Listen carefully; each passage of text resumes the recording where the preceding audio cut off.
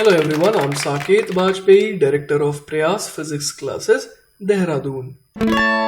Welcome students, let's begin the new chapter Work, Energy and Power.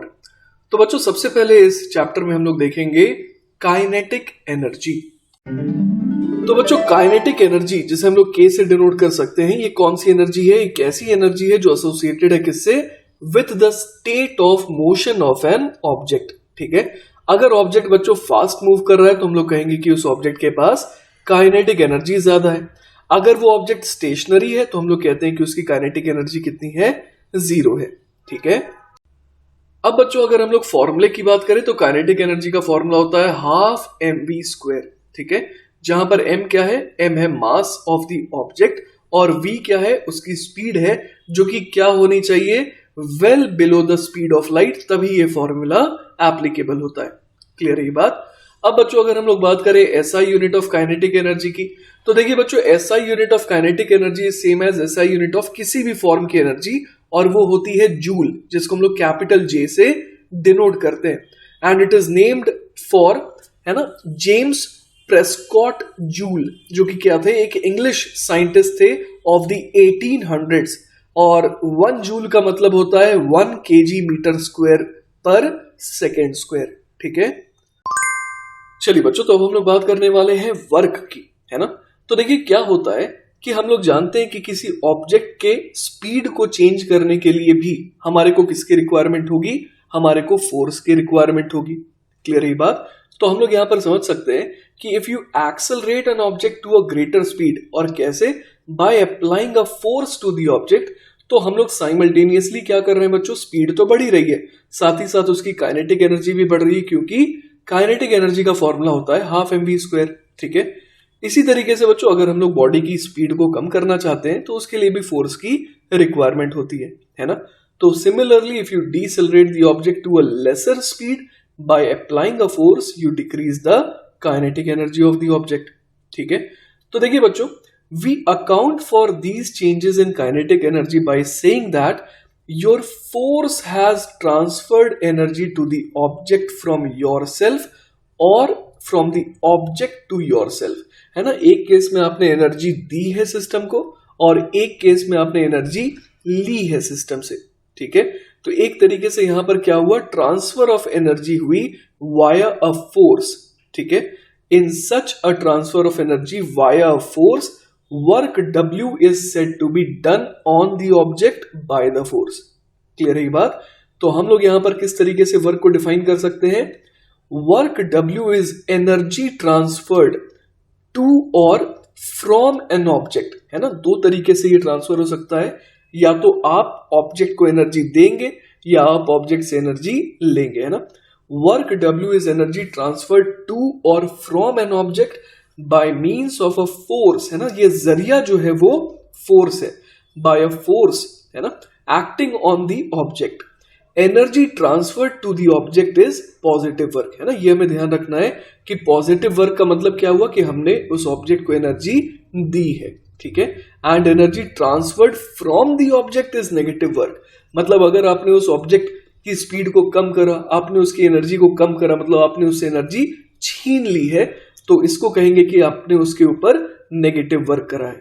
ठीक है, work then is transferred energy. Clear है बात? Doing work is the act of transferring the energy. Clear है बात? और work और energy in दोनों की, है ना, सेम यूनिट होती है ना। और ये दोनों ही कैसे क्वांटिटी होते हैं? स्केलर क्वांटिटी होते हैं। ठीक है, तो बच्चों अब तक हम लोगों ने ये देखा था कि by the act of doing work हम लोग किसी ऑब्जेक्ट की काइनेटिक एनर्जी को चेंज कर सकते हैं। ठीक है, अब हम लोग वर्क और काइनेटिक एनर्जी में एक रिलेशन एस्टैब्लिश करेंगे, और उसके पहले we are going to find an expression for work. ठीक है, let us find an expression for work by considering a bead that can slide along a frictionless wire that is stretched along a horizontal X axis. जैसा कि आप लोग यहां पर देख पा रहे हैं कि एक्स एक्सिस के अलोंग एक स्ट्रेच्ड वायर है, और उस पे एक बीड जो है वो आराम से क्या कर सकता है बच्चों? स्लाइड कर सकता है ना। ये फ्रिक्शनलेस वायर है। क्लियर है? अब हम लोग क्या करने वाले हैं? एक constant force F vector directed at an angle phi to the wire, है ना, वो हम लोग अप्लाई करने वाले हैं कुछ इस तरीके से। तो ये एफ वेक्टर जो फोर्स है ना, ये हर तरीके से कांस्टेंट है, मैग्नीट्यूड वाइज भी और डायरेक्शन वाइज भी, ठीक है। तो हम लोग समझ पा रहे हैं कि ये जो बीड है इसका मोशन एक्स एक्सिस के अलोंग हो सकता है। तो जो फोर्स का जो एक्स के अलोंग कंपोनेंट है वो इसे क्या करवा रहा है बच्चों, एक्सेलरेट करवा रहा है ना। तो वही हम लोग यहां पर देख पा रहे हैं कि accelerates the bead along the wire. We can relate the force and the acceleration with Newton's second law, है ना, written for components along X axis, और वो क्या हो जाएगा, F X equal to M into A X. Clear है ये बात। यहां पर एम क्या है बच्चों, इस बीड का मास है, ठीक है। इसका मोशन बच्चों रिस्ट्रिक्टेड है एक्स एक्सिस के अलोंग, इसीलिए हमारे को बात करनी होगी एक्स एक्सिस के अलोंग सिर्फ और सिर्फ, ठीक है। अब देखिए बच्चों, as the bead moves through a displacement D vector, ठीक है ना, मान लीजिए कि ये कितना आगे गया, तो डी डिस्टेंस आगे गया, सच दैट कि हम लोग डिस्प्लेसमेंट वेक्टर को डी वेक्टर कह रहे हैं। The force changes the bead's velocity from an initial value v naught vector to some other value v vector, है ना। मान लीजिए कि इसकी इनिशियल वेलोसिटी हम लोग कह रहे हैं कि v नॉट वेक्टर थी, और d वेक्टर डिस्प्लेसमेंट होने के बाद इसकी वेलोसिटी कितनी हो गई, v वेक्टर हो गई। अब देखिए बच्चों, मैंने आपको पहले ही कहा था कि फोर्स कैसा हम लोगों ने इस पर्टिकुलर एग्जांपल में लिया है, कांस्टेंट लिया है। तो इस वजह से हम लोग समझ पा रहे हैं कि फोर्स का एक्स के अलोंग कंपोनेंट भी कांस्टेंट है, मास तो खैर है ही इसका कांस्टेंट, तो इस वजह से एक्सेलरेशन भी इसका क्या आएगा बच्चों, कांस्टेंट आएगा। क्लियर है ये बात। अब देखिए बच्चों, हम लोग ये जानते हैं कि अगर एक्सेलरेशन क्या हो, अगर एक्सेलरेशन हो कांस्टेंट, ठीक है, तो हम लोग कौन सी इक्वेशन का इस्तेमाल कर सकते हैं, हम लोग v स्क्वायर बराबर u स्क्वायर प्लस 2as इसका इस्तेमाल कर सकते हैं। तो वही इस्तेमाल हमने यहां पर करा है। फाइनल स्पीड हो गई इसकी v, है ना, after suffering a displacement d vector, इसकी फाइनल स्पीड हो गई v। इनिशियल स्पीड हमने v नॉट कही थी। एक्सेलरेशन ax बोल रहे हैं क्योंकि ये x के अलोंग है, और डिस्प्लेसमेंट का मैग्नीट्यूड d है, तो हमने इस इक्वेशन का यहां पर इस्तेमाल करा, ठीक है। इसके अलावा बच्चों हम लोग एक और बात कह सकते हैं कि f का cos फाई जो है वही बेसिकली क्या है, fx है। क्लियर है ये बात। तो यहां पर हम लोग क्या समझ सकते हैं कि एक्सेलरेशन, है ना, जो एक्सेलरेशन है जो कि x के अलोंग है, वो बेसिकली क्या हो जाएगा, वो हो जाएगा f cos phi divided by इसका मास। क्लियर है। तो हम लोग देखिए क्या कर सकते हैं, ये जो हमारे पास एक्सप्रेशन आए, इस पूरे के पूरे एक्सप्रेशन को अगर हम लोग किससे मल्टीप्लाई कर दें, हाफ m से मल्टीप्लाई कर दें, तो देखिए हमारे पास क्या आ जाएगा, half M V square minus half M V naught square is equal to, देखिए क्या आ जाएगा, तो 2 से 2 कैंसिल आउट हो जाएगा, और ये क्या बन जाएगा, m into A x into D, है ना। अब m into A x into D जो है वो हम लोग समझ पा रहे हैं कि m इंटू ए एक्स क्या हो गया, तो वो f cos फाई हो गया, मतलब कि fx हो गया।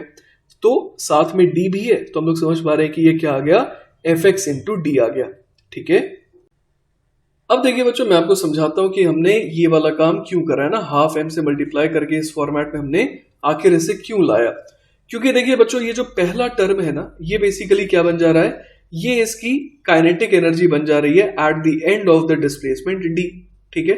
फिर जो सेकेंड टर्म है वो क्या है, वो इसकी इनिशियल काइनेटिक एनर्जी है ना, मतलब कि kinetic energy of the bead at the start है। तो हम लोग यहां पर क्या देख पा रहे हैं बच्चों, कि जो लेफ्ट हैंड साइड है वो बेसिकली क्या बता रहा है, वो हमारे को बता रहा है चेंज इन काइनेटिक एनर्जी, ठीक है। इसके अलावा बच्चों हम लोग ये भी समझ पा रहे हैं कि ये जो काइनेटिक एनर्जी में चेंज आया है, ये किसकी वजह से आया है, इस एफ वेक्टर की वजह से आया है, ठीक है।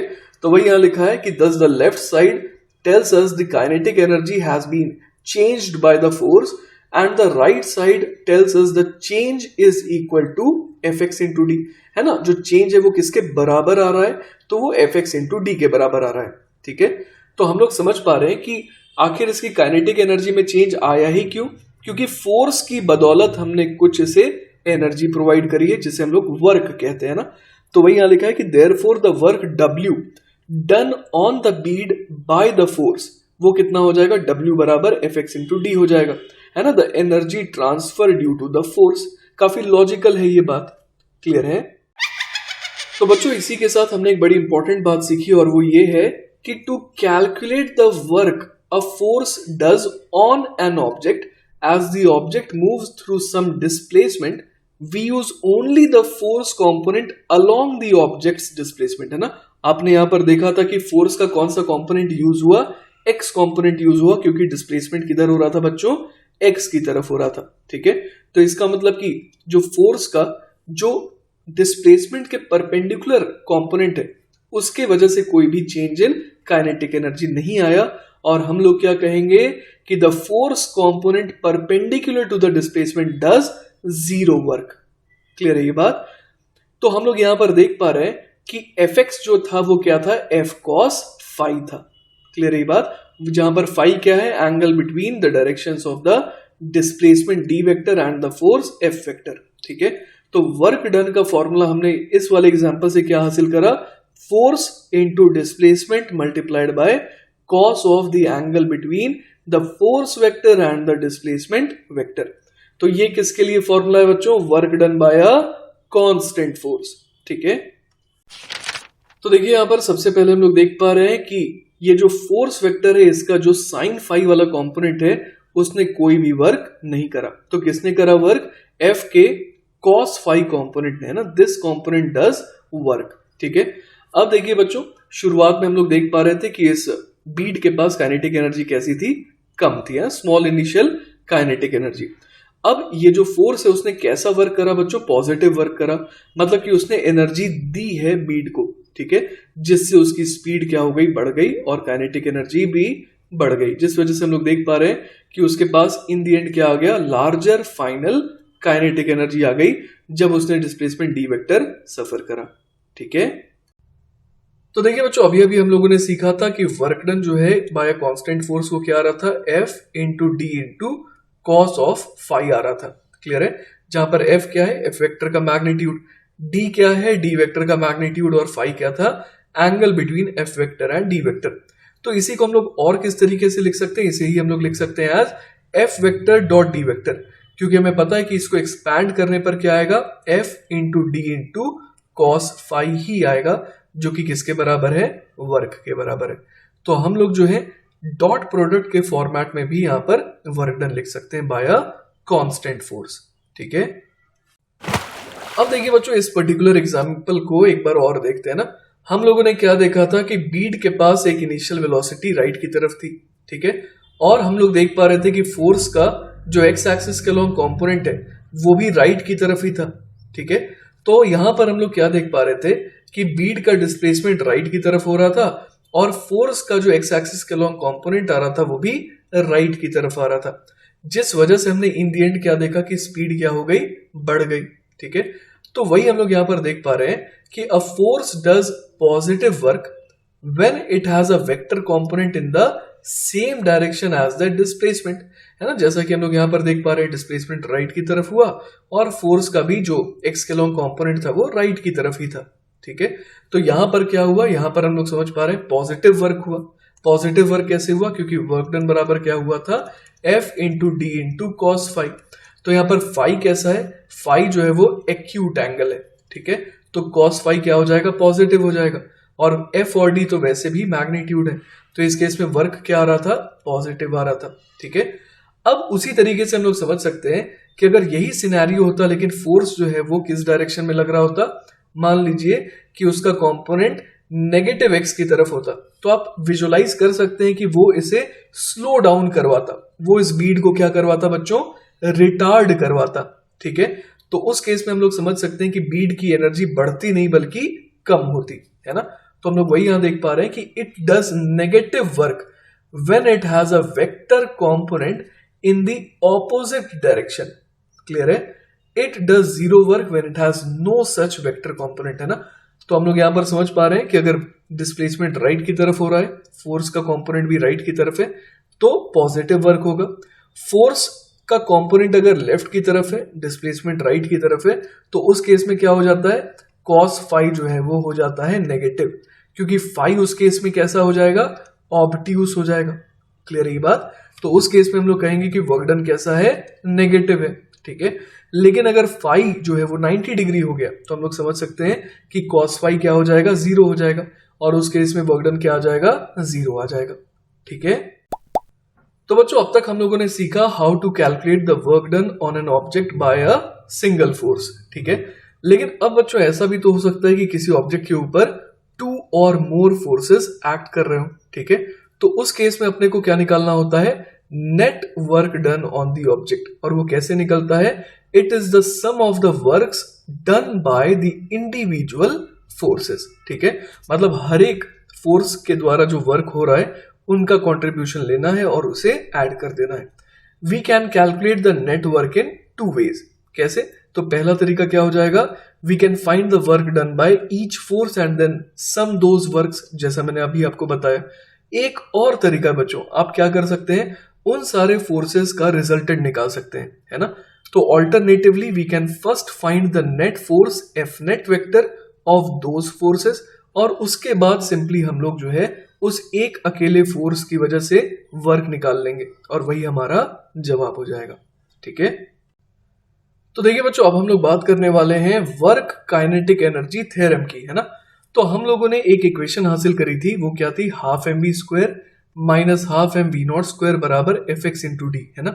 तो ये जो इक्वेशन थी, it relates the change in kinetic energy of the bead from an initial K I to a later K F, है ना, टू द वर्क डब्ल्यू, जो कि कितना था, एफ एक्स इंटू डी था, done on the Beed. Clear है बात। तो हम लोगों ने यहां पर क्या देखा था कि वर्क जो कि इस बीड पर किया गया उसको किससे रिलेट किया गया बच्चों, चेंज इन काइनेटिक एनर्जी से। ठीक है, for such particle like objects we can generalize that equation. आइए देखते हैं कैसे, है ना।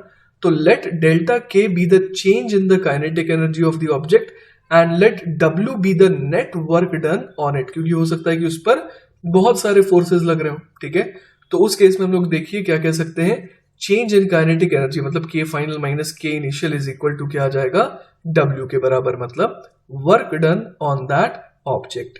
ठीक है, तो देखिए बच्चों, बड़े आराम से हम लोग समझ पा रहे हैं स्टेटमेंट का मतलब। इसका मतलब ये हो गया कि change in the kinetic energy of a particle वो एग्जैक्टली किसके बराबर आ रहा है, net work done on the particle के। ठीक है, तो काइनेटिक एनर्जी फाइनल जो है वो क्या हो जाएगा, काइनेटिक एनर्जी में ऐड क्या करना पड़ेगा, जो भी वर्क इसके ऊपर किया गया है। ठीक है, तो मतलब कि kinetic energy after the network is done वो किसके बराबर हो जाएगा, kinetic energy before the network plus the net work done. Clear है ये बात। और इसी स्टेटमेंट को बच्चों ट्रेडिशनली कहा जाता है as the work kinetic energy theorem for particles. ठीक है, they hold for both positive and negative work. Positive work होगा तो काइनेटिक एनर्जी बढ़ेगी, नेगेटिव वर्क होगा तो काइनेटिक एनर्जी कम हो जाएगी। क्लियर है ये बात। तो हम लोग यहां पर समझ पा रहे हैं कि ये स्टेटमेंट क्या कहलाता है, work kinetic energy theorem for particles. ठीक है, चलिए बच्चों, तो अब तक हम लोगों ने बात करी work done by a constant force की, है ना। अब हम लोग बात करने वाले हैं work done by a general variable force. तो मान लेते हैं कि हमारे पास एफ वेक्टर दिया हुआ है, एफ एक्स आई कैप प्लस एफ वाई जे कैप प्लस एफ जेड के कैप, है ना। यहाँ पर एफ एक्स एफ वाई और एफ जेड जो है ना, ये इनके एक्स वाई और जेड कॉम्पोनेंट्स है फोर्स के। और मान लेते हैं कि ये डिपेंड करते हैं किसके ऊपर, on the position of the particle. ठीक है, that is they can be functions of that position. मतलब फोर्स कैसा है बच्चों, वेरिएबल है। अब बच्चों चूंकि हम लोग बिल्कुल इनिशियल स्टेज पे हैं, तो हम लोग एक छोटा सा अजम्पशन लेते हैं जिससे चीजें थोड़ी सी सिंपल रहे। और वो अजम्पशन ये है कि हम लोग ये अज्यूम करने वाले हैं कि एफ एक्स जो है वो सिर्फ किस पे डिपेंड कर रहा है, एक्स कोऑर्डिनेट पे, वाई और जेड पे वो डिपेंड नहीं कर रहा है। एफ वाई किस पे डिपेंड कर रहा है, वाई कोऑर्डिनेट पे, एक्स और जेड पे डिपेंड नहीं कर रहा है। और उसी तरीके से एफ जेड जो है इट में डिपेंड ऑन जेड, लेकिन एक्स और वाई कोऑर्डिनेट पे वो डिपेंड नहीं कर रहा है। ठीक है, तो अब हम लोग यहां पर क्या देखने वाले हैं कि पार्टिकल मान लीजिए it moves through an incremental displacement D R vector, है ना। बहुत छोटा सा डिस्प्लेसमेंट उसका हुआ और वो कितना हुआ, डी आर वेक्टर हुआ, जिसको हम लोग कॉम्पोनेंट में ब्रेक कर सकते हैं। तो वो हो जाएगा डी एक्स आई कैप प्लस डी वाई जे कैप प्लस डी जेड के कैप। ठीक है, तो उस केस में हम लोग क्या कह सकते हैं कि कितना वर्क हुआ, तो the increment of work D W done on the particle by F vector during the displacement D R vector, वो सिंपली हम लोग कैसे लिखेंगे, as D W is equal to F vector dot D R vector. Clear है ये बात। और वो कितना आ जाएगा बच्चों, डॉट प्रोडक्ट को अगर हम लोग सॉल्व करें तो हम लोग समझ पा रहे हैं F X D X plus F Y D Y plus F Z D Z, है ना। तो ये कैसे आया बच्चों, तो हम लोग समझ पा रहे हैं कि एफ वेक्टर क्या था, एफ एक्स आई कैप था, है ना, प्लस एफ वाई जे कैप था प्लस एफ जेड के कैप था। डी आर वेक्टर था डी एक्स आई कैप प्लस डी वाई जे कैप प्लस डी जेड के कैप। तो जब हम लोग डॉट प्रोडक्ट करेंगे तो हम लोग एफ एक्स आई कैप का डॉट किसके साथ लेंगे, डी एक्स आई कैप के साथ। तो वो कितना आ जाएगा, तो वो आ जाएगा एफ एक्स डी एक्स, है ना। आई कैप डॉट आई कैप तो 1 होता है।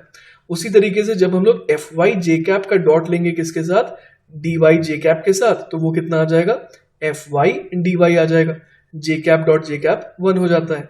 उसी तरह एफ जेड के कैप डॉट डी जेड के कैप क्या आ जाएगा, तो वो आ जाएगा एफ जेड डी जेड। बाकी हम लोग समझ पा रहे हैं, आई कैप डॉट जे कैप 0, जे कैप डॉट के कैप 0, है ना। और इस तरीके से बाकी कोई भी और कॉम्बिनेशन, उसका कोई भी एडिशन यहां पर नहीं हो पाएगा, ठीक है। यहां पर देखिए बच्चों, हम लोगों ने जो वर्क डन का फॉर्मूला यूज करा वो F dot D are use करा, मतलब फोर्स डॉट डिस्प्लेसमेंट। तो हम लोगों ने यहां पर देखिए वही फॉर्मूला यूज करा जो हम लोग कांस्टेंट फोर्स के द्वारा वर्क डन के लिए यूज करते हैं। ऐसा हम लोगों ने क्यों करा, क्योंकि इस छोटे से डिस्प्लेसमेंट के दौरान हम लोग समझ सकते हैं कि कोऑर्डिनेट्स में कोई खास चेंज नहीं आया है। अब जब कोऑर्डिनेट्स में कोई खास चेंज नहीं आया है तो हम लोग यहां पर क्या कह सकते हैं कि फोर्स में भी कोई सिग्निफिकेंट चेंज नहीं आया होगा। तो उस छोटे से डिस्प्लेसमेंट के दौरान हम लोग क्या कह सकते हैं कि फोर्स कैसा रहा बच्चों, कांस्टेंट रहा। क्लियर है ये बात। तो हम लोग यहां पर देख पा रहे हैं कि अगर, है ना, इनिशियल पोजीशन थी पार्टिकल की क्या, X I Y I comma Z I, है ना, और फाइनल पोजीशन आर एफ क्या हो गया, X F Y F comma Z F, है ना। तो पोजीशन आर आई से क्या हो गया, आर एफ हो गया। तो हम लोग समझ पा रहे हैं कि चूंकि पोजीशन में एक सिग्निफिकेंट चेंज है तो फोर्स में भी सिग्निफिकेंट चेंज आया होगा। तो ऐसे केस में वर्क डन निकालने के लिए हमारे को किसकी मदद लेनी पड़ेगी, इंटीग्रेशन की, है ना। छोटे से डिस्प्लेसमेंट के लिए वर्क निकाले, इसी तरीके से फिर अगले छोटे से डिस्प्लेसमेंट के लिए वर्क निकाले, और ऐसे सारे वर्क डन को हम लोग क्या करते जाएंगे, एड अप करते जाएंगे। और एड अप करने वाले प्रोसेस को ही तो क्या कहते हैं, इंटीग्रेशन, है ना। तो टोटल वर्क क्या हो जाएगा, इंटीग्रेशन ऑफ डी डब्ल्यू, और लिमिट क्या रहेगी, आर आई से आर एफ, ठीक है। तो अगर हम लोग इसे एक्सपैंड करें तो हम लोग क्या समझ पा रहे हैं, integration of F X D X X I to F X F, उसी तरीके से integration of F Y D Y Y I to Y F, और इसी तरीके से integration of F Z D Z Z I to Z F. Clear है ये बात। अब मान लीजिए कि कोई ऐसा एग्जांपल आपके पास आए जिसमें एफ वेक्टर के पास सिर्फ क्या रहे, एक्स कंपोनेंट रहे, ठीक है। तो हम लोग समझ पा रहे हैं कि यहां पर जो y और z वाले टर्म्स है वो क्या हो जाएंगे, 0 हो जाएंगे, और इक्वेशन रिड्यूस होकर के क्या बन जाएगी बच्चों, सिर्फ और सिर्फ work done is equal to integration of F X D X, कहां से कहां तक, एक्स आई से एक्स एफ तक, ठीक है। चलिए बच्चों, तो अब हम लोग बात करने वाले हैं वर्क काइनेटिक एनर्जी थ्योरम की विद अ वेरिएबल फोर्स। तो देखिए बच्चों, हम लोग बात करने वाले हैं एक ऐसे पार्टिकल की जिसका मास m है, जो कि x एक्सिस के अलॉन्ग मूव कर रहा है, and it is being acted upon by a net force, जो कि क्या है, f as a function of x है ना, that is directed along that axis, ठीक है। तो हम लोग जानते हैं बच्चों, work done on the particle by this force कैसे लिखेंगे, हम लोग लिखेंगे integration of f of x dx, और यहां पर अगर इसकी पोजीशन xi से xf जा रही है तो लिमिट हो जाएगा xi से xf। अब हम लोग यहां पर समझ सकते हैं कि नेट फोर्स जो है वो किसके बराबर होता है, मास इनटू एक्सेलरेशन, ठीक है। तो यहां पर Fx को क्या लिख सकते हैं, मास इनटू एक्सेलरेशन लिख सकते हैं। अब ये समझ पा रहे हैं कि अगर फोर्स जो कि फंक्शन ऑफ x है, तो उसी तरीके से हम लोग समझ पा रहे हैं कि एक्सेलरेशन भी जो है वो क्या होगा बच्चों, फंक्शन ऑफ x होगा। क्लियर है ये बात। तो यहां पर देखिए बच्चों, हम लोग क्या कह सकते हैं, m into A D x, है ना। m a dx जो है उसको क्या लिखा जा सकता है, m इंटू ए को रिप्लेस अगर कर दूं मैं dv बाई dt से, तो ये क्या बन जाएगा, m dv by dt dx। और चेन रूल का अगर इस्तेमाल करें तो हम लोग क्या लिख सकते हैं, dv बाई dt को हम लोग क्या लिख सकते हैं बच्चों, dv by dx into dx by dt, जो कि क्या बन जाता है, v dv by dx। Clear है ये बात। तो हम लोग m इंटू ए dx इसको क्या लिख सकते हैं, mv dv। क्लियर है ये बात। तो बच्चों हम लोग समझ पा रहे हैं कि हम लोग ma dx को अब किससे रिप्लेस कर सकते हैं, mv dv से। क्लियर है बात। तो यहां पर हम लोग ने वर्क डन को क्या लिख दिया, इंटीग्रेशन ऑफ ma dx के बजाय क्या लिख दिया, integration of mv dv, limit हो जाएगी vi से vf, और m चूंकि वो कांस्टेंट है तो वो इंटीग्रेशन के बाहर आ जाएगा, और ये क्या बन जाएगा, mass multiplied by integration of v dv from vi to vf। Clear है ये बात। अब बच्चों जैसा कि आप जानते हैं, इंटीग्रेशन ऑफ वी डीवी, है ना, integration of V D V basically क्या हो जाता है, v स्क्वायर अपॉन 2 हो जाता है। क्लियर है बात। अब उसमें अगर हम लोग लिमिट पुट कर दें वी आई से वी एफ, तो ये क्या बन जाएगा, देखिए m बाहर था तो वो भी मल्टीप्लाई हो जाएगा और ये बन जाएगा हाफ एम वी फाइनल का square minus half M V initial का स्क्वायर। क्लियर है। अब बड़े आराम से हम लोग इन टर्म्स को रिकॉग्नाइज कर सकते हैं और हम लोग कह सकते हैं कि ये जो टर्म है ये बेसिकली क्या है, ये फाइनल काइनेटिक एनर्जी है। ये जो टर्म है वो क्या है, बेसिकली इनिशियल काइनेटिक एनर्जी है। तो वर्क डन बराबर क्या आ गया, kinetic energy final minus kinetic energy initial, मतलब कि वर्क डन फिर से किसके बराबर आ गया बच्चों, चेंज इन काइनेटिक एनर्जी के बराबर आ गया। और यही तो कहलाता है work kinetic energy theorem. Clear है बात। तो हम लोग बच्चों क्या समझ पा रहे हैं, हम लोग समझ पा रहे हैं कि चाहे कांस्टेंट फोर्स हो, वेरिएबल फोर्स हो, कैसा भी फोर्स हो, वर्क डन हमेशा किसके बराबर आएगा, चेंज इन काइनेटिक एनर्जी के बराबर आएगा। ठीक है। तो देखिए बच्चों, ये जो वर्क डन हमारे पास आया integration of F X D X from X I to X F, तो इसको देख करके इस एक्सप्रेशन को हम लोग मैथमेटिकली ये समझ पा रहे हैं कि वर्क किसके बराबर आ रहा है बच्चों, equal to the area under the graph, है ना। तो वाई एक्सिस पे हम लोग क्या देख पा रहे हैं, force as a function of X है। एक्स एक्सिस पर हम लोग समझ पा रहे हैं डिस्प्लेसमेंट है। ठीक है। तो ये जो एक्स इनिशियल से एक्स फाइनल और इस कर्व के बीच में जो एरिया ट्रैप्ड है वही किसके बराबर आएगा बच्चों, वर्क के बराबर आएगा। क्लियर है। चलिए बच्चों, तो एक मजेदार चीज देखते हैं।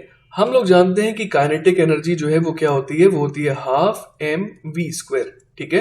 तो अगर हम लोग rate of change of kinetic energy निकालना चाहें, मतलब change in kinetic energy with respect to time निकालना चाहें, तो क्या हो जाएगा, हाफ एम तो हम लोग समझ पा रहे हैं डिफरेंशिएशन के बाहर आ जाएगा, और वी स्क्वायर का डिफरेंशिएशन क्या हो जाएगा विथ रिस्पेक्ट टू टाइम, तो वी स्क्वायर का डिफरेंशिएशन हो जाएगा 2v dv बाय dt के बराबर। तो यहां पर देख पा रहे हैं बच्चों कि ये 2 से 2 कैंसिल आउट हो गया और ये क्या रह गया, mv dv बाई dt। ठीक है। अब हम लोग इसको ऐसे भी कह सकते हैं कि ये हो गया m into dv by dt multiplied by v। तो बच्चों यहां ध्यान दीजिएगा कि यहां पर जो dv बाई dt है वो बेसिकली क्या है, rate of change of speed है ना। ये क्या है, rate of change of speed है। क्लियर है बात। तो मास multiplied by rate of change of speed क्या हो जाएगा, तो ये हो जाएगा टेंजेंशियल फोर्स। ठीक है। तो हम लोग समझ पा रहे हैं rate of change of kinetic energy किसके बराबर आ रहा है, तो वो tangential force multiplied by speed आ रहा है। क्लियर है बात। तो वही यहां लिखा है where F T is the resultant tangential force if the resultant force F vector makes an angle theta with the velocity. तो उस केस में हम लोग समझ पा रहे हैं कि एफ टी बराबर क्या हो जाएगा, एफ कॉस थीटा हो जाएगा। तो इस तरीके से बच्चों हम लोग क्या देख पा रहे हैं कि जो डीके बाई डी वो बेसिकली क्या आ गया, force into velocity into cos theta आ गया, है ना, जिसको हम लोग एफ डॉट वी भी लिख सकते हैं। क्लियर है बात। तो इस तरीके से हम लोग देख पा रहे हैं कि डीके बाई डी अगर क्या आ गया, एफ डॉट वी आ गया, और वी को हम लोग क्या लिख सकते हैं, rate of change of position लिख सकते हैं। तो यहां से हम लोग समझ पा रहे हैं कि डीके बराबर क्या आ गया, एफ डॉट डी आर आ गया, मतलब कि फोर्स डॉट डिस्प्लेसमेंट। क्लियर है ये बात। साथ ही साथ बच्चों हम लोगों ने ये भी देखा था कि ये और किसके बराबर होता है, फोर्स डॉट डिस्प्लेसमेंट, तो ये छोटे से वर्क डन के बराबर होता है। तो इस तरीके से हम लोग देख पा रहे हैं कि डी के बराबर क्या आ गया, डी डब्ल्यू आ गया। तो अगर दोनों तरफ अगर हम लोग इंटीग्रेशन करें तो हम लोग लेफ्ट हैंड साइड में क्या बोल सकते हैं, लेफ्ट हैंड साइड में बोल सकते हैं कि अगर इनिशियली काइनेटिक एनर्जी के आई थी, बाद में हो गई के फाइनल, तो लेफ्ट हैंड साइड क्या बन गया, तो वो बन गया चेंज इन काइनेटिक एनर्जी। और राइट हैंड साइड में हम लोग देख पा रहे हैं सारे छोटे छोटे वर्क डन का समेशन क्या हो जाएगा, टोटल वर्क। तो यहां से भी हम लोग देख पा रहे हैं वर्क डन बराबर क्या आ गया, चेंज इन काइनेटिक एनर्जी आ गया। ठीक है। अब देखिए बच्चों, हम लोग work done bye constant force देख लिए, work done by variable force भी देख लिए। अब हम लोग कुछ एग्जांपल्स लेते हैं ना। सबसे पहले मैं एग्जांपल ले रहा हूं work done by the gravitational force, है ना। तो जैसे मैंने इस एग्जांपल में क्या शो करा है, इस एग्जांपल में मैंने शो करा है कि एक टमाटर है जिसको हम लोगों ने ऊपर उछाला, है ना। कितने स्पीड से ऊपर उछाला है, तो इनिशियल स्पीड आप देख पा रहे हैं v0 वेक्टर है। अब हम लोग समझ पा रहे हैं कि इस पर फोर्स ऑफ ग्रेविटी किधर एक्ट कर रही है, नीचे, है ना। तो हम लोग समझ पा रहे हैं कि फोर्स अगर नीचे है, वेलोसिटी अगर ऊपर है, ठीक है, तो इस पर कैसा वर्क होगा, तो इस पर नेगेटिव वर्क होगा बाय द ग्रेविटेशनल फोर्स, है ना, जिसकी वजह से क्या होगी, स्पीड कम होगी और काइनेटिक एनर्जी भी धीरे धीरे कम होती जाएगी। क्लियर है ये बात। तो जैसा कि आप लोग देख पा रहे हैं बच्चों, यहां पर जो फोर्स लग रहा है, द फोर्स ऑफ ग्रेविटी, वो क्या है, कांस्टेंट है और वो हमेशा किसके बराबर है, mg के बराबर है। साथ ही साथ जो डिस्प्लेसमेंट हुआ है वो ऊपर की तरफ हुआ है और उसका मैग्नीट्यूड d है। और हम लोग देख पा रहे हैं कि फोर्स और डिस्प्लेसमेंट के बीच में 180 डिग्री का एंगल है। तो वर्क डन बराबर क्या लिखेंगे, चूंकि ये कांस्टेंट फोर्स है तो हम लोग सिंपली फोर्स डॉट डिस्प्लेसमेंट करके यहाँ पर रिजल्ट निकाल सकते हैं। तो फोर्स का मैग्नीट्यूड mg, डिस्प्लेसमेंट का मैग्नीट्यूड d, और कॉस ऑफ क्या लिखेंगे 180 डिग्री, जो कि -1 होता है। ठीक है, तो यहां से हमारा जवाब क्या आ गया, work done by the gravitational force आ गया -mgd। मतलब क्या हो गया, नेगेटिव साइन का मतलब the minus sign tells us that during the object's rise the gravitational force acting on the object transfers energy in the amount mgd from the kinetic energy of the object. This is consistent with the slowing of the object as it rises. अब बच्चों यहां पर जो minus sign आया है वो हमें क्या बताता है, the minus sign tells us that during the object's rise the gravitational force acting on the object transfers energy in the amount mgd from the kinetic energy of the object. मतलब कि जो ऑब्जेक्ट की kinetic energy है वो धीरे धीरे क्या होती जा रही है, कम होती जा रही है। ठीक है, तो हम लोग यहां पर देख पा रहे हैं कि mgd अमाउंट जो है वो क्या हो गया, वो ट्रांसफर हो गया। ठीक है, कहां से, from the kinetic energy of the object. This is consistent with the slowing of the object as it rises. ठीक है, चलिए बच्चों, तो एक और एग्जांपल लेते हैं work done by the gravitational force का। ठीक है, तो हम लोग यहां पर क्या देख पा रहे हैं कि एक पार्टिकल जो है वो मूव कर रहा है from A to B along some curve, है ना, इस रास्ते के थ्रू वो मूव कर रहा है। तो हम लोग यहां पर क्या देख पा रहे हैं कि ये जो ए बी वेक्टर है वो बेसिकली क्या कर रहा है, वो थीटा एंगल बना रहा है किसके साथ, वर्टिकल के साथ। क्लियर है ये बात। और वर्टिकल की डायरेक्शन कौन सी डायरेक्शन है, ये वही डायरेक्शन है जिस डायरेक्शन में ये फोर्स ऑफ ग्रेविटी एक्ट कर रहा है।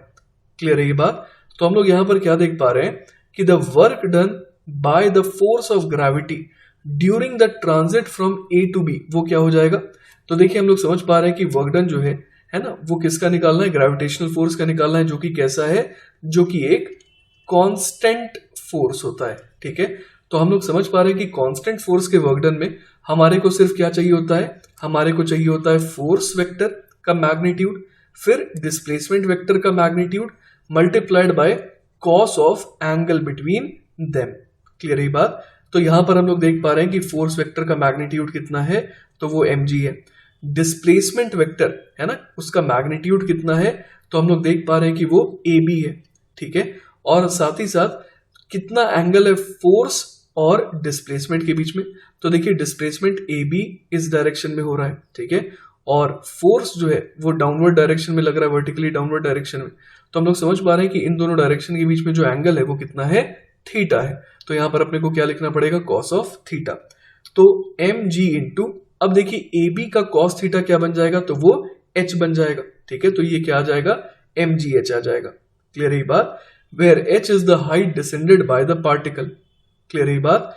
If a particle ascends a height h, तो हम लोग समझ पा रहे हैं यहां पर कि जो work done by the force of gravity है वो क्या हो जाएगा, -mgh हो जाएगा। ठीक है, तो नीचे जब पार्टिकल आ रहा है ना, तो हम लोग क्या समझ पा रहे हैं, जब पार्टिकल नीचे आ रहा है तो उसके ऊपर ग्रेविटेशनल फोर्स पॉजिटिव वर्क कर रही है, और जब पार्टिकल ऊपर जा रहा है तो उसके ऊपर है ना, ये जो फोर्स ऑफ ग्रेविटेशन है वो कैसा वर्क कर रहा है, वो नेगेटिव वर्क कर रहा है। ठीक है, तो देखिए बच्चों, पिछले एग्जाम्पल में हम लोगों ने देखा कि पार्टिकल ए से बी गया, लेकिन वर्क डन निकालते टाइम मैटर क्या कर रहा था कि वो फोर्स की डायरेक्शन में कितना गया। तो वो बेसिकली फोर्स की डायरेक्शन में h नीचे गया था, तो इसीलिए वर्क डन क्या आ गया, mgh आ गया। तो इसी तरीके से हम लोग समझ पा रहे हैं कि if the particle goes from the point a to the point b, है ना, डिस्प्लेसमेंट अभी भी अगर सेम है, अलोंग सम अदर कर्व, है ना, किसी और रास्ते से भी जाए, तो भी हम लोग समझ पा रहे हैं work done by the force of gravity कितना आता, mgh ही आता। We see that the work done by a constant force in going from A to B depends only on the positions of A and B and not on the actual path taken. Clear है ये बात। तो ये बहुत important बात है कि work done by a constant force वो किस पे डिपेंड करता है, वो डिपेंड करता है only on initial and final position and not on the actual path taken. In case of gravity the work is weight mg times the height descended.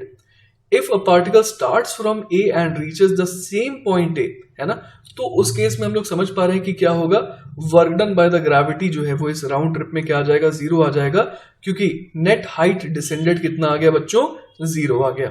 ठीक है, चलिए बच्चों, तो अब हम लोग देखने वाले हैं work done by a spring force. ठीक है, तो यहां पर हम लोग देख पा रहे हैं बच्चों कि एक एंड स्प्रिंग का अटैच्ड है to a fixed vertical support, ठीक है, and the other end to a block जो कि मूव कर सकता है ऑन अ हॉरिजॉन्टल टेबल। ठीक है, अब let x equal to 0 denote the position of the block when the spring is in its natural length, है ना। तो लेफ्ट वाले डायग्राम में हम लोग क्या देख पा रहे हैं कि इसमें स्प्रिंग अपने नेचुरल लेंथ में, कोई भी हम लोग देख पा रहे हैं यहां पर कि यहां पर इलोंगेशन या कंप्रेशन नहीं है।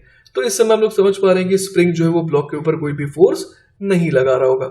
क्लियर है ये बात। अब हम लोग क्या निकालना चाहते हैं बच्चों, we want to find out the work done on the block, किसके द्वारा, by the spring on the force. अब देखिए बच्चों, हम लोग क्या निकालना चाहते हैं, हम लोग निकालना चाहते हैं work done on the block by the spring force as the block moves from x equal to 0 to x equal to x1।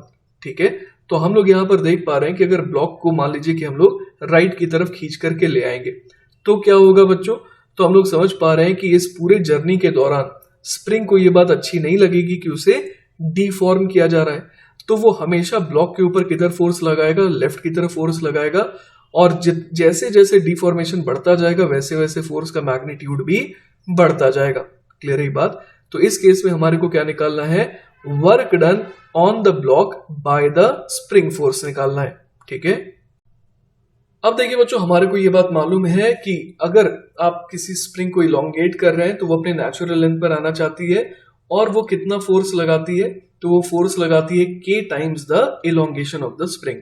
ठीक है, लेकिन जैसा कि मैंने आपको बताया था कि इलोंगेशन जो है लगातार क्या होता जा रहा है, चेंज होता जा रहा है as the block moves and so does the force. ठीक है, तो इस वजह से जो इंटीग्रेशन है फोर्स डॉट डिस्प्लेसमेंट का, इसमें हम लोग फोर्स को इंटीग्रेशन के बाहर नहीं ला सकते। We have to write the work done during a small interval in which the block moves from x से x प्लस dx, है ना। किसी मोमेंट पर मान लीजिए कि वो कहां पर पहुंच गया था, ब्लॉक x लोकेशन पर पहुंच गया था, और वहां से वो कितना आगे गया, सिर्फ dx आगे गया, जिस वजह से फर्दर इलोंगेशन कितने का आया, सिर्फ dx का आया। The force in this interval, इसे हम लोग क्या मान सकते हैं, कांस्टेंट मान सकते हैं ना। इस इंटरवल में हम लोग समझ पा रहे हैं कि चूंकि x में कोई सिग्निफिकेंट चेंज नहीं आया है तो फोर्स में भी कोई सिग्निफिकेंट चेंज नहीं आएगा, इसलिए इस छोटे से डिस्प्लेसमेंट के दौरान हम लोग फोर्स के मैग्नीट्यूड को क्या मान सकते हैं, kx दैट इज कांस्टेंट मान सकते हैं। ठीक है, and the displacement is dx। तो हम लोग यहां पर क्या कह सकते हैं, हम लोग यहां पर कह सकते हैं कि फोर्स की डायरेक्शन और डिस्प्लेसमेंट की डायरेक्शन क्या है, ऑपोजिट है ना। फोर्स मान लीजिए लेफ्ट की तरफ लग रहा है और डिस्प्लेसमेंट तो हम लोग राइट की तरफ करवा रहे हैं, इसलिए हम लोग जब f डॉट डी आर लिखेंगे तो ये क्या बन जाएगा, माइनस एफ डी एक्स, और f की वैल्यू क्या है, के एक्स है, तो ये क्या बन जाएगा, माइनस के एक्स डी एक्स के बराबर। ठीक है, अब बच्चों अगर हम लोग टोटल वर्क डन निकालना चाहें as the block is displaced from x equal to 0 to x equal to x1, तो हमारे को इंटीग्रेट करना पड़ेगा, और यहां पर हम लोग देख पा रहे हैं क्या आ जाएगा, माइनस के एक्स डी एक्स का इंटीग्रेशन फ्रॉम 0 टू x1, जो कि क्या बन जाएगा, माइनस हाफ के x1 स्क्वायर। ठीक है, चलिए बच्चों, तो अब एक बड़ा ही मजेदार केस हम लोग देखने वाले हैं जिसमें ब्लॉक मूव कर रहा है कहां से कहां तक, x इक्वल टू x1 से लेकर के x इक्वल टू x2 तक, और साथ ही साथ आप देख पा रहे हैं बच्चों कि ये जो x1 है ना, वो कहां पर है, ओरिजिन के लेफ्ट में है। मतलब हम लोग समझ पा रहे हैं कि ये जो कोऑर्डिनेट है, ये बेसिकली जो x1 है वो हम लोग समझ पा रहे हैं कि वो कैसा है, नेगेटिव है, और x2 ओरिजिन के राइट साइड में है, मतलब ये कैसा है, ये पॉजिटिव है, और x इक्वल टू 0 किसको करस्पॉन्ड कर रहा है, ये ऐसे पोजीशन ऑफ द ब्लॉक को करस्पॉन्ड कर रहा है जहां पर स्प्रिंग क्या रहती है, अपने नेचुरल लेंथ में रहती है। क्लियर है ये बात। तो हम लोग यहां पर देखना चाह रहे हैं कि क्या होगा अगर ब्लॉक मूव कर रही है कहां से कहां तक, from x equal to x1 to x equal to x2, मतलब कि spring from the state of compression से कहां जा रहा है, to a state of elongation में। ठीक है, तो देखिए बच्चों, इस सवाल को अच्छे से सॉल्व करने के लिए और समझ के सॉल्व करने के लिए हम लोग क्या करेंगे, इस सवाल को दो पार्ट्स में तोड़ते हैं ना। मतलब पहली जर्नी हम लोग देखेंगे from x equal to x1 to x equal to 0 तक की। क्लियर है बात। तो पहली जर्नी ये रहेगी जिसको हम लोग ऑब्जर्व करने वाले हैं, ठीक है। तो देखिए बच्चों, हम लोग समझ पा रहे हैं कि इस एंटायर जर्नी के दौरान, मतलब कि x इक्वल टू x1 से x इक्वल टू 0 तक के जर्नी के दौरान स्प्रिंग हमेशा किस स्टेट में रहेगा? In the state of compression रहेगा। क्लियर है ये बात? तो हर समय हम लोग समझ पा रहे हैं कि ये ब्लॉक पर क्या लगाएगा? एक धक्का लगाएगा टूवर्ड्स राइट। क्लियर है ये बात? और हम लोग यहां पर समझ पा रहे हैं कि अगर इस पर्टिकुलर एग्जाम्पल में मैं x को यहां पर क्या बोल रहा हूं? x बेसिकली क्या है? कोऑर्डिनेट है। क्लियर है ये बात? x अगर कोऑर्डिनेट है तो हम लोग देख पा रहे हैं कि ओरिजिन के ये पीछे है, तो ये जो x है वो बेसिकली कैसा है? ये नेगेटिव है। क्लियर है ये बात? तो हम लोग यहां पर देख पा रहे हैं कि चूंकि ये जो पोजीशन है वो वेरी कर रही है, जिसकी वजह से स्प्रिंग में जो कंप्रेशन है वो भी वेरी कर रहा है, और उस वजह से स्प्रिंग जो धक्का लगा रही है ब्लॉक पे वो भी क्या हो रहा है? वेरिएबल है। इसलिए हम लोग समझ पा रहे हैं कि अपने को किस तरीके से total work done by the spring निकालना होगा। तो पहले अपने को ये मानना होगा कि किसी इंस्टेंट पर, है ना, किसी इंस्टेंट पर मान लेते हैं कि ये जो ब्लॉक है ये किस पोजीशन पर है? At a coordinate x। Clear है बात? और हम लोग समझ पा रहे हैं कि इस समय ये जो स्प्रिंग है वो कंप्रेस्ड है तो वो धक्का लगाएगी। अब जरा आप देखिए कि इस समय फोर्स का मैग्नीट्यूड कितना हो जाएगा। तो जो फोर्स का मैग्नीट्यूड है वो बेसिकली इस समय हो जाएगा k टाइम्स माइनस एक्स, क्योंकि हम लोग समझ पा रहे हैं कि अगर x कोऑर्डिनेट है, क्लियर है बात, अगर x कोऑर्डिनेट है तो यहां से यहां तक की जो दूरी होगी वो बेसिकली कितनी होगी? वो माइनस एक्स होगी। क्लियर है बात? क्योंकि x अगर कोऑर्डिनेट है और वो नेगेटिव है तो हम लोग समझ पा रहे हैं कि अगर सिर्फ x लिखेंगे तो वो तो नेगेटिव हो जाएगा। तो नेगेटिव को पॉजिटिव बनाने का सबसे आसान तरीका है कि एक माइनस साइन लगा दीजिए। तो हम लोग यहां पर समझ पा रहे हैं कि फोर्स का मैग्नीट्यूड इस समय कितना होगा? तो वो हो जाएगा k times minus x. Clear है बात? तो इतने मैग्नीट्यूड का फोर्स इस समय स्प्रिंग जो है वो ब्लॉक पे लगा रही है। क्लियर है बात? अब मान लेते हैं कि इस समय इसकी पोजीशन x थी और थोड़ी देर बाद क्या हो गया? हम लोग समझ पा रहे हैं कि ये जो ब्लॉक है ये कितने से डिस्प्लेस हो गया? dx से डिस्प्लेस हो गया।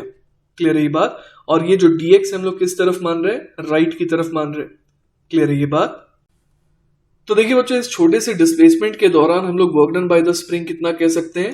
तो स्मॉल वर्क डन हो जाएगा फोर्स का मैग्नीट्यूड दैट इज माइनस के एक्स मल्टीप्लाइड बाय डिस्प्लेसमेंट का मैग्नीट्यूड, वो तो dx ही रहेगा क्योंकि यहां पर राइट की तरफ डिस्प्लेसमेंट जो है मैंने dx माना है। क्लियर है ये बात? और साथ ही साथ हम लोग देख पा रहे हैं कि धक्का राइट की तरफ है और डिस्प्लेसमेंट भी राइट की तरफ है, तो यहां पर cos ऑफ 0 डिग्री आएगा। ठीक है, तो देखिए बच्चों, हमारा dw कितना आ गया? तो dw आ गया माइनस के एक्स डी एक्स। क्लियर है ये बात? अब यहां पर हम लोग देख पा रहे हैं कि हम लोगों ने x को क्या माना है? x को कोऑर्डिनेट माना है। क्लियर है? तो अब अगर टोटल वर्क डन देखना है तो हम लोग यहां पर क्या बोलेंगे कि शुरुआत में x की वैल्यू क्या थी? तो x की वैल्यू थी x1 और बाद में x की वैल्यू क्या हो गई? तो वो हो गई 0। तो यहां से हम लोग देख पा रहे हैं बच्चों कि टोटल वर्क डन कितना आ जा रहा है?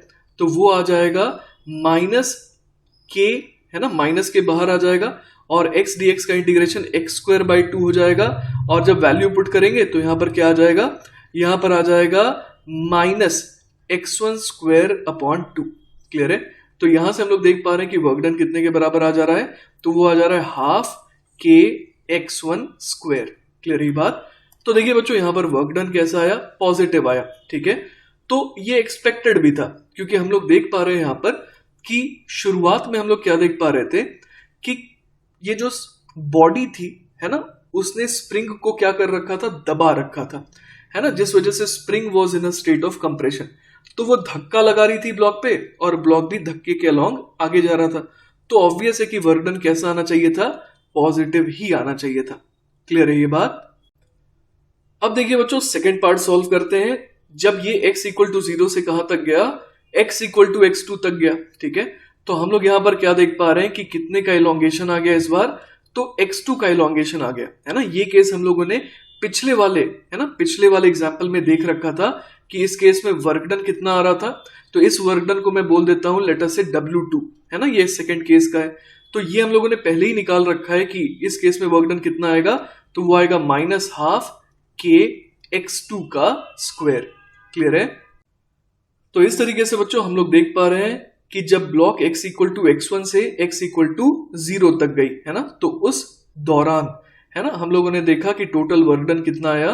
तो वो आया बच्चों W1 is equal to half के x1 स्क्वायर के बराबर। और ये कैसा था, और ये पॉजिटिव था क्योंकि स्प्रिंग जो है ब्लॉक को क्या लगा रही थी, धक्का, और धक्के की डायरेक्शन में ही ब्लॉक का डिस्प्लेसमेंट भी हुआ। उसके बाद x इक्वल टू 0 से जब इस ब्लॉक का मोशन हुआ x इक्वल टू x2 तक का, तो इस दौरान हमने क्या देखा, इस दौरान हमने ये देखा कि ये जो ब्लॉक है उसको ये स्प्रिंग हमेशा खींच रही थी, क्योंकि स्प्रिंग जो है वो इलोंगेटेड स्टेट में थी, इसलिए वो ब्लॉक को खींच रही थी, लेकिन ब्लॉक तो राइट की तरफ जा रहा था, जिस वजह से जो W2 है वो कैसा आ गया बच्चों, W2 जो है वो आ गया माइनस हाफ के x2 स्क्वायर, मतलब कि ये जो है आ गया नेगेटिव। क्लियर है ये बात, क्योंकि हम लोग देख पा रहे थे कि फोर्स और डिस्प्लेसमेंट हमेशा थे ऑपोजिट डायरेक्शन में। क्लियर है ये बात।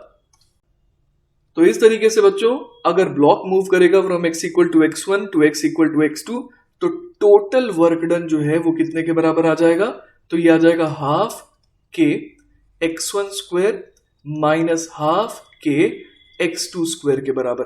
क्लियर है बात। तो इस तरीके से हम लोगों ने क्या निकाला कि अगर ब्लॉक का है ना, ब्लॉक का जो मोशन है वो कुछ इस तरीके का हो रहा है, सच दैट कि स्प्रिंग कंप्रेस्ड स्टेट से किधर जा रही है, इलोंगेटेड स्टेट में, तो किस तरीके का वर्क डन आएगा और क्यों आएगा। ठीक है, तो देखिए बच्चों अब तक हम लोगों ने क्या देखा था कि हम लोगों ने ब्लॉक को x इक्वल टू x1 से कहां ले गए थे, x इक्वल टू x2 तक ले गए थे। ठीक है, और उसमें भी हम लोगों ने देखा था कि जब block x equal to x1 से कहां तक गया था, x इक्वल टू 0 तक गया था। तो इस जर्नी के दौरान जो है ना, स्प्रिंग ने इसके ऊपर कितना वर्क डन किया था, तो हाफ के x1 स्क्वायर किया था।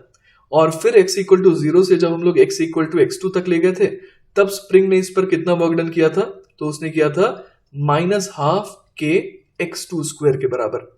तो इसी तरीके से हम लोग समझ सकते हैं कि अगर वापस से हम लोग ब्लॉक को कहां ले आए, x2 से मान लीजिए कि 0 ला रहे हैं। ठीक है, तो इस दौरान हम लोग समझ सकते हैं कि क्या होगा, स्प्रिंग जो है पूरे जर्नी के दौरान जो है x2 से 0 तक के जर्नी के दौरान इस पर फोर्स लगाएगी लेफ्ट की तरफ, और इसका डिस्प्लेसमेंट भी होगा लेफ्ट की तरफ।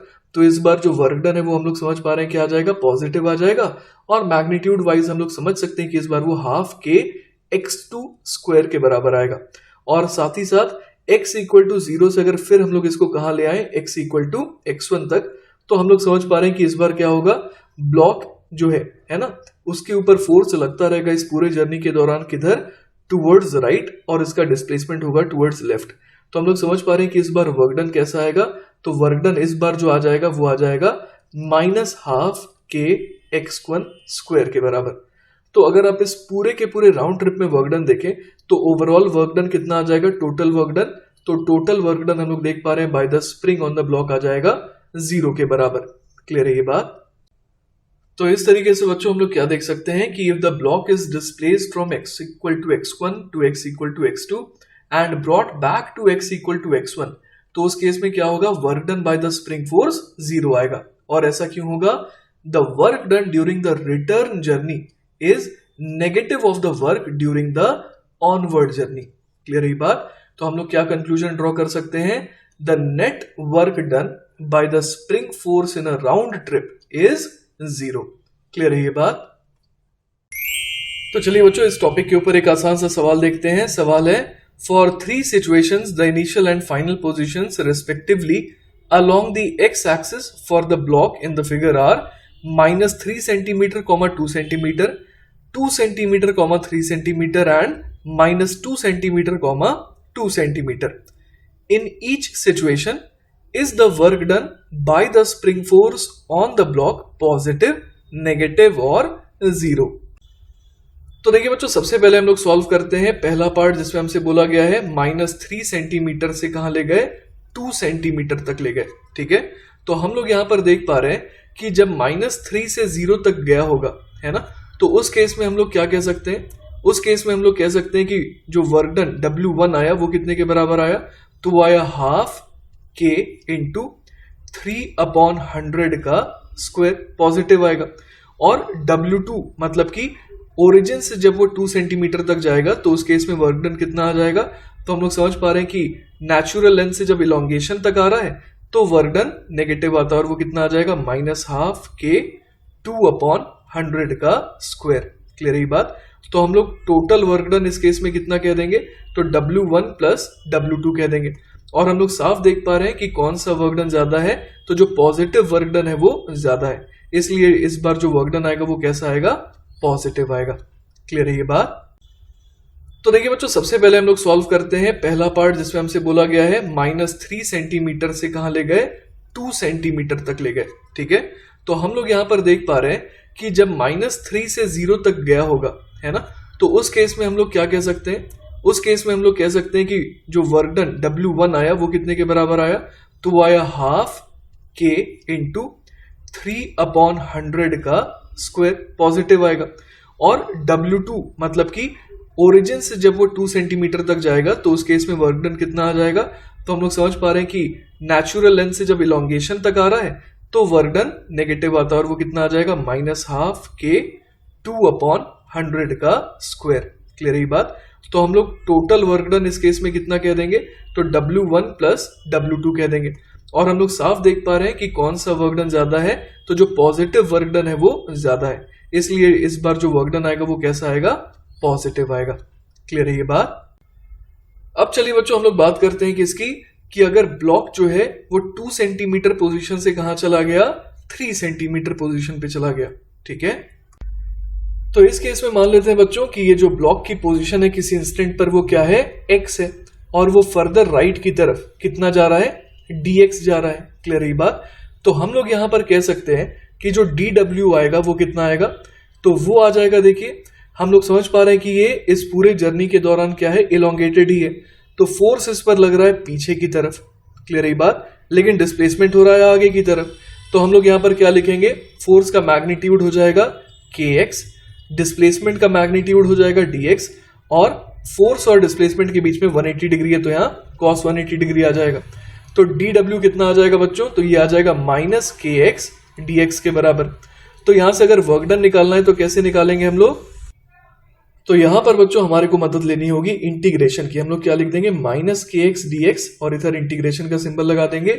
x कहां से कहां वेरी करेगा, तो वो वेरी करेगा 2 सेंटीमीटर, दैट इज 2/100 मीटर से कहां तक, 3/100 मीटर तक।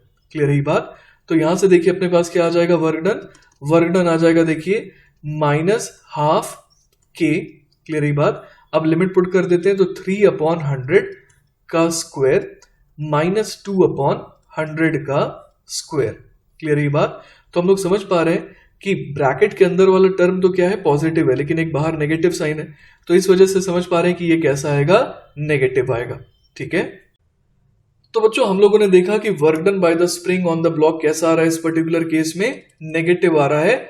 और ये हम लोग बिना कैलकुलेशन के भी बता सकते थे, क्योंकि जो जर्नी यहां पर बताई गई है 2 सेंटीमीटर से 3 सेंटीमीटर, इस पूरे जर्नी के दौरान स्प्रिंग जो है वो क्या है, इलोंगेटेड है, और वो हमेशा फोर्स जो है ब्लॉक के ऊपर लेफ्ट की तरफ लगा रहा है, और ब्लॉक का डिस्प्लेसमेंट हो रहा है राइट की तरफ।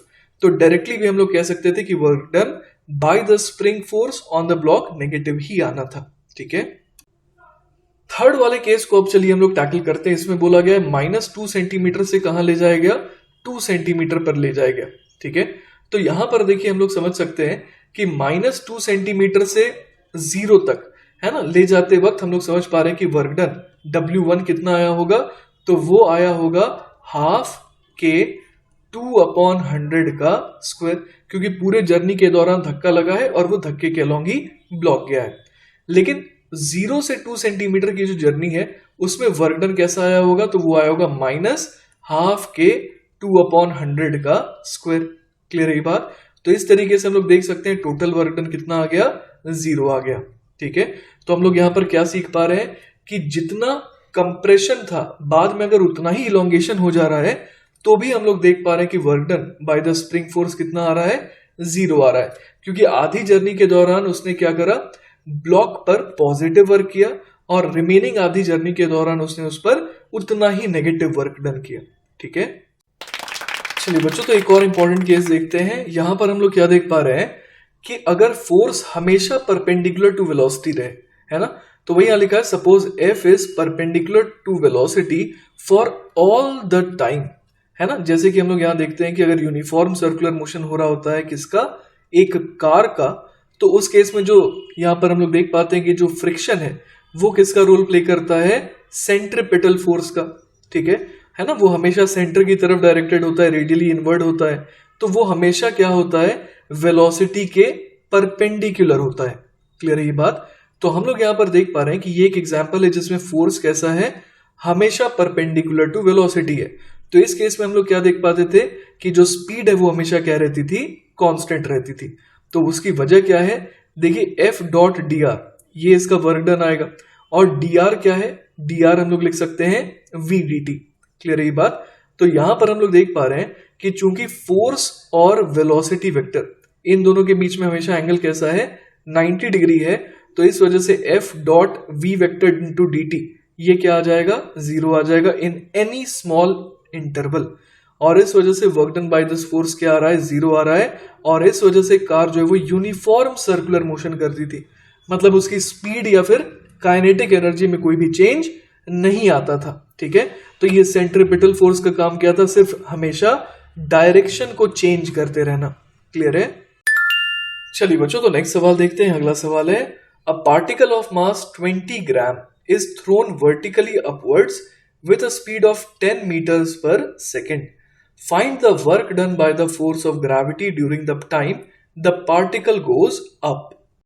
तो देखिए बच्चों, हम लोग समझ पा रहे हैं कि इस सवाल में एक पार्टिकल है जिसका मास कितना है? जिसका मास दिया हुआ है 20 ग्राम, मतलब कि 20/1000 किलोग्राम।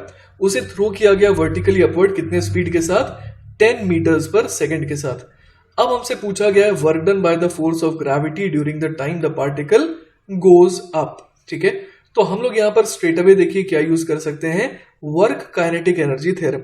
हम लोग देख पा रहे हैं कि इस पर नेट फोर्स जो है वो बेसिकली फोर्स ऑफ ग्रेविटी ही लग रहा है। ठीक है, तो हम लोग यहां पर क्या समझ सकते हैं कि work done by gravity will be equal to change in kinetic energy के बराबर आएगा। क्लियर है? तो हम लोग यहां पर देख पा रहे हैं कि ऊपर काइनेटिक एनर्जी फाइनली कितनी हो जाएगी? जीरो हो जाएगी। और इनिशियल काइनेटिक एनर्जी कितनी थी? तो वो हम लोग बड़े आराम से हाफ एम वी स्क्वायर करके निकाल सकते हैं। तो वर्क डन बाय ग्रेविटी कितना आ जाएगा? तो वो आ जाएगा kinetic energy final minus kinetic energy initial. तो ये कितना लिख सकते हैं हम लोग? फाइनल काइनेटिक एनर्जी हो गई 0 माइनस इनिशियल काइनेटिक एनर्जी हो गई हाफ इंटू मास हो गया 20/1000 और स्पीड हो गई 10। तो 10 का करना है स्क्वायर। क्लियर है बात? तो यहां से देखिए अपने पास क्या आ जाएगा? Work done by gravity is equal to आ जाएगा नेगेटिव ऑफ, ये कितना हो गया? 0 से 0 चला गया, इधर 100 है तो इधर से ये भी कैंसिल आउट हो गया। तो बेसिकली ये आ गया -1 जूल, है ना। जूल में क्यों आ रहा है जवाब? क्योंकि हमने सब कुछ को एसआई यूनिट में रखा था, तो इसीलिए वर्क डन भी जूल में आएगा। क्लियर है बात? तो इस तरीके से हम लोग देख पा रहे हैं कि बॉडी को अगर ऊपर उछालेंगे तो ऑब्वियस है कि फोर्स ऑफ ग्रेविटी हमेशा किधर लगेगा? नीचे लगेगा। और चूंकि डिस्प्लेसमेंट ऊपर की तरफ हो रहा है, इस वजह से फोर्स और डिस्प्लेसमेंट के बीच में 180 डिग्री का एंगल होने की वजह से वर्क डन कैसा आ रहा है? नेगेटिव आ रहा है। ठीक है, चलिए बच्चों, तो अब हम लोग बात करते हैं work energy theorem for a system of particles की, है ना। तो अब तक हम लोगों ने सिर्फ बात करी थी एक पार्टिकल की कि उस पर फोर्स लगेगा, उसके द्वारा वर्क होगा, तो जो वर्क डन हुआ उसके ऊपर वो उसकी काइनेटिक एनर्जी को चेंज करेगा। अब हम लोग बात करने वाले हैं सिस्टम की, जिसमें क्या हो सकता है? मोर देन वन पार्टिकल हो सकता है। ठीक है, एंड लेट अस सपोज कि जो पार्टिकल्स हैं वो एक्सर्ट कर रहे हैं फोर्सेज ऑन ईच अदर। तो इसका एक सिंपल एग्जांपल अगर हम लोग लेना चाहें तो हम लोग क्या ले सकते हैं? A system of 2 charged particles, है ना। हमारे को ये पता है कि अगर एक पॉजिटिव चार्ज और एक नेगेटिव चार्ज है तो ऑब्वियस है कि ये दोनों एक दूसरे को अट्रैक्ट करेंगे। ठीक है, तो देखिए बच्चों, हम लोग यहाँ पर क्या देख पा रहे हैं कि ए पर फोर्स लगा रहा है बी, है ना, राइट की तरफ, और बी पे फोर्स लगा रहा है ए, लेफ्ट की तरफ। तो हम लोगों ने यहाँ पर शो कर रखा है force on A because of B और force on B because of A, है ना। और न्यूटन थर्ड लॉ से हम लोग जानते हैं कि इन दोनों फोर्सेस का मैग्नीट्यूड सेम होगा। Because of mutual attraction the particles are accelerated towards each other, और जिस वजह से क्या हो रहा है? पूरे सिस्टम की काइनेटिक एनर्जी बढ़ रही है ना। ए की भी काइनेटिक एनर्जी बढ़ रही है, बी की भी बढ़ रही है, तो पूरे सिस्टम की भी बढ़ रही है ना। लेकिन अब यहां पर ये ध्यान दीजिए कि हम लोगों ने कोई भी एक्सटर्नल फोर्स तो अप्लाई किया ही नहीं था ऑन द सिस्टम, फिर भी काइनेटिक एनर्जी क्या हुई? बदल गई। ठीक है, तो यहां पर बच्चों हम लोग समझ सकते हैं कि यहां पर वर्क डन, है ना, work done by B on A, है ना, उसने क्या करा? उसने चेंज इन काइनेटिक एनर्जी लाया ऑफ ए। क्लियर ये बात। उसी तरीके से work done by A on B, है ना, वर्क डन जो कि ए ने करा बी के ऊपर, उसने क्या करा, काइनेटिक एनर्जी में चेंज लाया किसमें, बी के। क्लियर ये बात। तो इस तरीके से हम लोग समझ पा रहे हैं कि work done by B on A plus work done by A on B. Clear है। ये क्या हो गया, ये change in kinetic energy of A plus change in kinetic energy of B आ गया, मतलब कि ये change in kinetic energy of system आ गया। क्लियर है ये बात। तो हालांकि बच्चों ये दोनों जो वर्क हुए ये किन की वजह से हुए, इंटरनल फोर्सेस की वजह से हुए, लेकिन फिर भी इनकी वजह से kinetic energy of the system में चेंज आया है ना। तो वही यहां लिखा है the two forces are opposite in direction but the displacements are also opposite, जिस वजह से दोनों पर ही फोर्स के जो वर्क डन आए वो कैसे आए, पॉजिटिव आए, और इस वजह से ये आराम से एड अप हो गए। The total work done on different particles of the system by the internal forces may not be zero. ठीक है। तो बच्चों इस तरीके से हम लोग समझ पा रहे हैं कि अगर हम लोग सिस्टम ऑफ पार्टिकल्स की बात करें तो हमारे को एक्सटर्नल एजेंट का तो वर्क देखना ही होता है, पर साथ ही साथ इंटरनल फोर्सेस का भी वर्क हमारे को देखना पड़ेगा ना। तो वही यहां लिखा है the change in the kinetic energy of a system is equal to the work done on the system by the external as well as the internal forces. ठीक है। चलिए बच्चों, तो नेक्स्ट सवाल देखते हैं। अगला सवाल है a force F is equal to 10 plus 0.5x acts on a particle in the x direction where F is in newton and x is in metre. Find the work done by this force during a displacement from x equal to 0 to x equal to 2 metres. तो देखिए बच्चों, यहां पर हम लोग देख पा रहे हैं कि फोर्स कैसा है, वेरिएबल है, और हमारे को क्या निकालना है, वर्क डन, है ना। तो चूंकि फोर्स वेरिएबल है तो हम लोग क्या करेंगे, small displacement x to x plus dx के लिए वर्क डन निकालेंगे और फिर उसे इंटीग्रेट कर देंगे to find the total work. ठीक है। तो अगर work done in the small displacement निकालना है तो क्या यूज करेंगे, dw बराबर f vector dot dx vector. ठीक है। तो वो क्या हो जाएगा, 10 प्लस 0.5x इंटू dx के बराबर। तो चलिए इसे बच्चों सॉल्व करके देखते हैं कि क्या आ जाएगा। तो dw बराबर अगर हम लोग लिख दें 10 प्लस 0.5x dx, और अगर इसे इंटीग्रेट कर देंगे तो हमारे को टोटल वर्क आ जाएगा। अब इसे इंटीग्रेट कहां से कहां तक करना होगा, तो देखिए x इक्वल टू 0 से x इक्वल टू 2 तक ले जाया गया है, तो 0 से 2 तक। क्लियर है ये बात। तो चलिए इसे इंटीग्रेट करके देखते हैं कि क्या आ रहा है ना। तो यहां से देखिए वर्क आ जाएगा हमारे पास, यहां पर अगर इंटीग्रेशन परफॉर्म करें तो हमारे पास आ जाएगा 10 dx का हो जाएगा 10x प्लस 0.5 x dx का हो जाएगा x स्क्वायर अपॉन 2 के बराबर, और इसमें लिमिट है 0 से लेकर के 2 तक की। क्लियर है ये बात। तो यहां से देखिए क्या आ जाएगा बच्चों, ये बन गया 10x plus x square upon 4, है ना, और इसमें लिमिट पुट करनी है 0 से 2।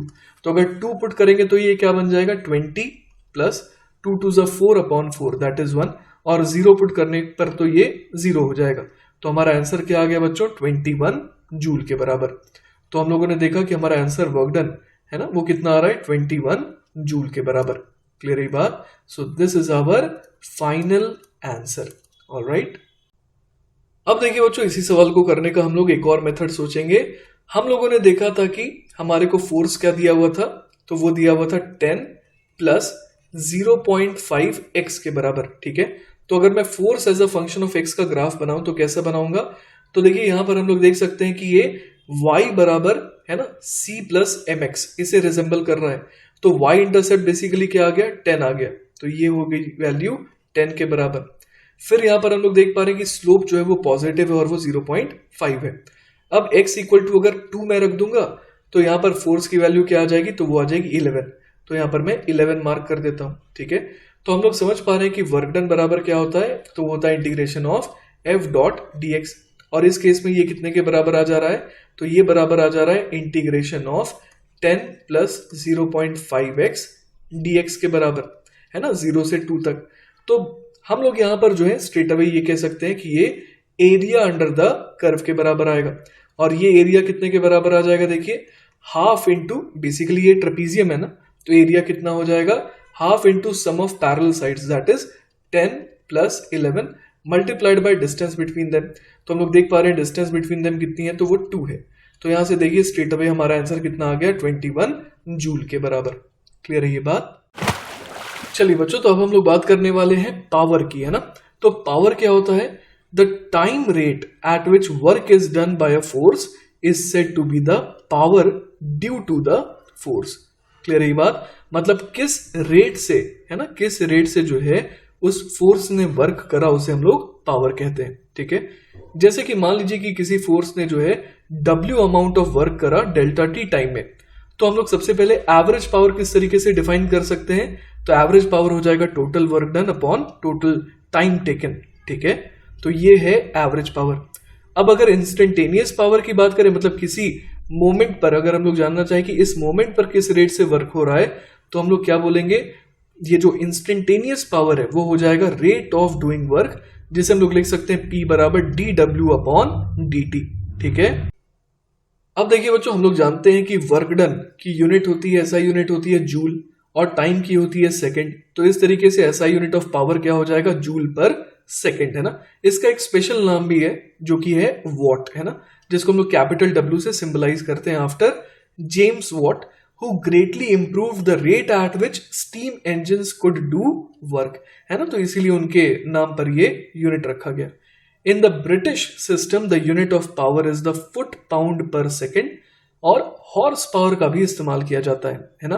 तो 1 वॉट बेसिकली कितने के बराबर होता है? 1 जूल पर सेकेंड, या फिर 0.738 फुट पाउंड पर सेकेंड। क्लियर है ये बात? और 1 हॉर्स पावर को हम लोग 1 स्मॉल h स्मॉल p लिखते हैं, और ये कितने के बराबर होता है? तो हमें याद रखना है कि ये 746 वॉट के बराबर होता है। क्लियर है ये बात? इसके अलावा बच्चों हम लोग जो है ये समझ सकते हैं कि work can be expressed as power multiplied by time, है कि नहीं? पावर क्या हुआ? dW upon dt। तो एक तरीके से हम लोग समझ सकते हैं कि वर्क को किस तरीके से एक्सप्रेस करा जा सकता है? As power multiplied by time. तो यहां पर जो कॉमन यूनिट इसकी हो जाती है वो क्या हो जाती है? किलो वॉट आवर, जो कि हम लोग काफी ज्यादा इस्तेमाल भी करते हैं। ठीक है, तो 1 किलो वॉट आवर का मतलब क्या हो गया? तो 1 किलो वॉट का मतलब हो गया 10 टू द पावर 3 वॉट, और आवर्स का मतलब क्या हो गया? 3600 सेकेंड्स। तो यहां से हम लोग क्या देख पा रहे हैं बच्चों? यहां से हम लोग देख पा रहे हैं कि 1 किलो वॉट आवर कितने के बराबर हो गया? 3.6 into 10 to the power 6 joule के बराबर, मतलब कि 3.6 मेगा जूल। क्लियर है ये बात? चलिए बच्चों, तो नेक्स्ट सवाल देखते हैं। अगला सवाल है, a water pump lifts water from a level 10 metre below the ground. Water is pumped at a rate of 30 kilogram per minute with negligible velocity.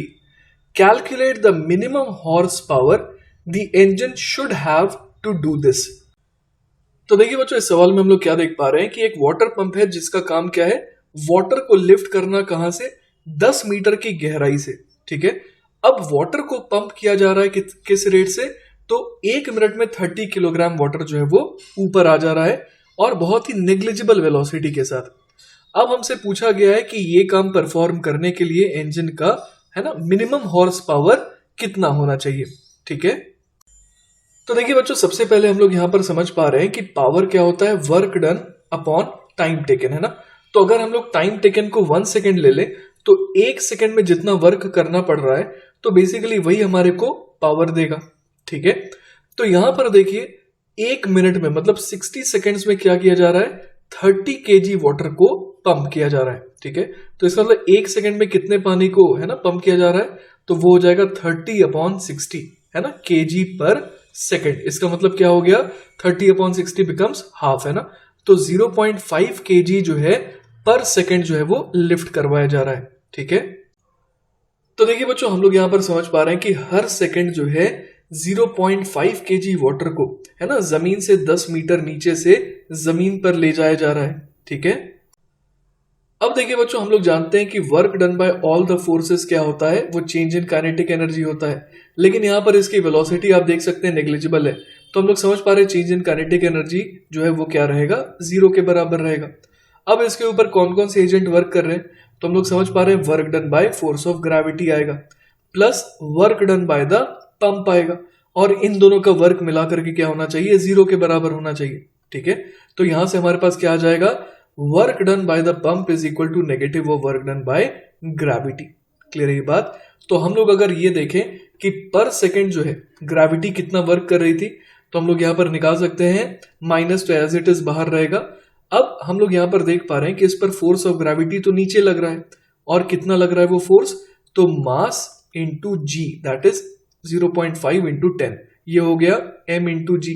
ठीक है, और साथ ही साथ हम लोग ये देख पा रहे हैं कि ये फोर्स नीचे लग रहा है और इसे ले जाया गया कितना ऊपर, तो देखिए इसे ले जाया गया है 10 मीटर ऊपर। ठीक है, तो हम लोग यहाँ पर क्या समझ सकते हैं, हम लोग यहाँ पर समझ पा रहे हैं कि जो डिस्प्लेसमेंट हुआ वो फोर्स के डायरेक्शन के ऑपोजिट हुआ। तो यहाँ पर डिस्प्लेसमेंट का मैग्नीट्यूड 10 लिख देंगे, लेकिन साथ में cos ऑफ 180 डिग्री भी आएगा। क्लियर है ये बात? तो यहां से देखिए बच्चों हमारे पास क्या आ जाएगा, work done by the pump जो है वो कितना आ जा रहा है, तो minus minus will become plus, और ये कितना बन जाएगा 5 इंटू 10 दैट इज 50, है ना। तो ये क्या हो गया, बेसिकली 50 जूल हो गया। तो हम लोग समझ पा रहे हैं कि ये जो वर्क डन है ना, work done by the pump आया, वो कितने देर में आया, इन 1 सेकेंड। तो हम लोग यहाँ पर क्या कह सकते हैं बच्चों, हम लोग यहाँ पर कह सकते हैं कि जो पावर है वो भी क्या आ जाएगा, वो आ जाएगा 50 वॉट के बराबर। ठीक है, अब देखिए बच्चों हम लोग क्या जानते हैं, हम लोग जानते हैं कि 746 वॉट जो है वो किसके बराबर होता है, 1 हॉर्स पावर के बराबर होता है। तो 50 वॉट कितने के बराबर हो जाएगा, तो ये बराबर हो जाएगा 1/746 मल्टीप्लाइड बाय 50 हॉर्स पावर के। ठीक है, तो इस तरीके से बच्चों हम लोग देख पा रहे हैं कि हमारा जवाब कितना आ जाएगा, 0.067 हॉर्स पावर। क्लियर है ये बात? चलिए बच्चों, तो अब हम लोग एक और इंपॉर्टेंट कॉन्सेप्ट को समझने की कोशिश करते हैं कि power delivered by a force को क्या लिखा जा सकता है, dw/dt तो लिखा ही जा सकता है। साथ ही साथ हम लोग यहाँ पर और क्या लिख सकते हैं, dw को लिख सकते हैं f.dr, है ना। तो यहाँ पर dt भी आ गया, तो dr vector upon dt basically velocity हो गया। तो पावर का एक और फॉर्मूला क्या हो जाएगा, फोर्स डॉट वेलोसिटी। क्लियर है ये बात? चलिए बच्चों, तो इस लेक्चर का आखिरी सवाल देखते हैं। सवाल है, a particle moves from a point r1 vector equal to 2 metre i cap plus 3 metre j cap to another point r2 vector equal to 3 metre i cap plus 2 metre j cap during which a certain force F vector equal to 5 Newton I cap plus 5 Newton J cap acts on it. Find the work done by the force on the particle during the displacement. तो देखिए बच्चों यहां पर हम लोग क्या देख पा रहे हैं कि फोर्स जो है वो कैसा है, इस बार कांस्टेंट है ना। फोर्स जो है वो बेसिकली क्या है, 5I cap plus 5 J cap. ठीक है, और ये कैसा फोर्स है, तो ये कांस्टेंट फोर्स है। और हम लोग जानते हैं कि कांस्टेंट फोर्स के लिए जो है वर्क डन बराबर सिंपली किया जाता है force dot displacement vector. Clear है ये बात? तो यहां पर हम लोग क्या देख पा रहे हैं कि फोर्स क्या है, 5I cap plus 5 J cap है। ठीक है, इसका डॉट लेना है किसके साथ, डिस्प्लेसमेंट के साथ। तो डिस्प्लेसमेंट वेक्टर बेसिकली क्या हो जाएगा, delta R vector will be equal to R2 vector minus R1 vector. Clear है ये बात? तो R2 वेक्टर कितना था, तो वो था 3I cap plus 2J cap, 3I cap plus 2J cap. इसमें से क्या घटा देंगे, इसमें से घटा देंगे हम लोग, है ना, कितना, 2I cap plus 3J cap. Clear है ये बात? तो अब जो है हमारे को क्या करना है, इसका डॉट लेना है। ठीक है ना, तो देखते हैं सबसे पहले डेल्टा R वेक्टर क्या आ जा रहा है, तो F वेक्टर था 5I cap plus 5J cap, और इसका डॉट लेना है किसके साथ, 3I cap minus 2I cap will become I cap, और 2J cap minus 3J cap will become minus J cap. तो यहां से देखिए वर्क डन बराबर क्या आ जाएगा, 5I cap dot I cap will become 5 and 5J cap dot minus J cap will become minus 5। तो वर्क डन यहां से क्या आ रहा है, 0 आ रहा है। ठीक है, इसी सवाल को बच्चों हम लोग इंटीग्रेशन के थ्रू भी सॉल्व कर सकते थे, है ना। हम लोग क्या समझ सकते हैं, यहां पर मेथड 2 में लिख देता हूं। सबसे पहले हम लोग जानते हैं कि dw बराबर क्या होता है, force dot dr vector. Clear है ये बात? तो ये जो फॉर्मूला है ये कांस्टेंट या वेरिएबल किसी भी टाइप के फोर्स के लिए एप्लीकेबल है। ठीक है, तो dw बराबर हम लोग सिंपली क्या लिख सकते हैं, फोर्स है हमारा 5I cap plus 5 J cap, और डिस्प्लेसमेंट वेक्टर हम लोग क्या लिख सकते हैं, तो dr वेक्टर का कंपोनेंट हो जाएगा dxi cap plus dyj cap. ठीक है, तो ये हमारे पास dw कितना आ गया देखते हैं, तो dw हमारे पास आ जाएगा 5dx प्लस 5dy। ठीक है, अब अगर हमें टोटल वर्क चाहिए तो हमारे को क्या करना होगा, इंटीग्रेशन ऑफ dw। तो ये क्या आ जाएगा, तो ये आ जाएगा integration of 5dx plus integration of 5dy। Clear है। अब हम लोग यहां पर देख पा रहे हैं बच्चों कि x कोऑर्डिनेट जो है वो कहां से कहां तक जा रहा है। तो सबसे पहले x कोऑर्डिनेट था 2 और बाद में हो गया 3, और y कोऑर्डिनेट पहले 3 था बाद में हो गया 2। क्लियर है ये बात। तो हम लोग x की लिमिट क्या रखेंगे, x की लिमिट रखेंगे 2 से 3 और y की लिमिट रखेंगे 3 से 2। ठीक है। तो यहां से देखिए अपने पास वर्क डन बराबर क्या आ जाएगा, 5 बाहर आ गया, integration of dx will become x और लिमिट पुट कर देंगे तो ये हो जाएगा 3 माइनस 2 प्लस 5 टाइम्स यहां पर क्या आ जाएगा, integration of dy will become y और लिमिट रख देंगे तो क्या आ जाएगा 2 माइनस 3। तो यहां से भी हम लोग देख पा रहे हैं कि ये कितना आ जा रहा है 5 minus 5 that is equal to 0। ठीक है। अब देखिए बच्चों हम लोग देखने वाले इसी सवाल को सॉल्व करने का मेथड नंबर 3। तो यहां पर अपने को दिया हुआ था कि सबसे पहले पार्टिकल जो है वो 2,3 पे था और बाद में वो 3,2 पे चला गया, पर कौन से रास्ते के थ्रू गया ये हमारे को नहीं दिया हुआ है। तो ऐसे सवालों में हम लोग एक और काम कर सकते हैं और वो ये है कि हम लोग अपने मर्जी का कोई एक रास्ता चुन सकते हैं, क्योंकि work done by a constant force वो पाथ पे डिपेंड नहीं करता है। ठीक है। तो हम लोग अपनी मर्जी का कोई भी सूटेबल रास्ता चुन सकते हैं जिसके थ्रू वर्क डन निकालना आसान हो। ठीक है। तो यहां पर बच्चों ऐसा मान सकते हैं कि पहले वो नेगेटिव y की तरफ गया, फिर वो पॉजिटिव x की तरफ जाने लगा, है ना, इस तरीके से। तो जो पहला इसका जो डिस्प्लेसमेंट था उस दौरान हम लोग समझ सकते हैं कि डिस्प्लेसमेंट इसका हुआ इस डायग्राम के हिसाब से डाउनवर्ड डायरेक्शन में, और कितने का डिस्प्लेसमेंट हुआ, तो 1 मीटर का हुआ। क्लियर है ये बात। और हम लोग यहां पर देख पा रहे हैं कि जो फोर्स y के अलोंग एक्ट कर रहा है वो बेसिकली कितना है, 5 न्यूटन जे कैप है ना, 5 न्यूटन जे कैप है। क्लियर है। और x के अलोंग जो फोर्स है वो है 5 न्यूटन आई कैप। तो हम लोग समझ पा रहे हैं कि x के अलोंग जो फोर्स है उसने तो वर्क नहीं किया इस आधे रास्ते के अलोंग, है ना। तो इसमें किसने वर्क करा, y के अलोंग जो फोर्स है 5 न्यूटन का, और इसने कैसा वर्क करा, नेगेटिव वर्क करा, क्योंकि फोर्स है 5 न्यूटन जे कैप ऊपर की तरफ, और ये जो 1 मीटर का डिस्प्लेसमेंट पहले हुआ वो हुआ डाउनवर्ड डायरेक्शन में। तो पहला वर्क आया -5 का। क्लियर है ये बात। और उसके बाद क्या हुआ, हम लोग देख पा रहे हैं कि उसके बाद वो राइट की तरफ गया, और फोर्स का जो कंपोनेंट है वो भी हम लोग देख पा रहे हैं कि एक्स के लॉन्ग राइट की तरफ ही है ना। तो इस वजह से हम लोग देख पा रहे हैं कि जो अगला है ना, जो अगला वर्क आया वो कितना आया, वो +5 का आ गया। क्लियर है। तो इस तरीके से हम लोग देख पा रहे हैं कि टोटल वर्क डन कितना आ गया, -5 + 5 दैट इज 0। ठीक है। तो इसी के साथ बच्चों हमारा पहला लेक्चर खत्म होता है। आई होप कि आपको चीजें अच्छे से समझ में आई होंगी। इन केस अगर कोई डाउट रह जाता है then feel free to contact me, I will be very happy to help you. Take care बच्चों, बाय बाय।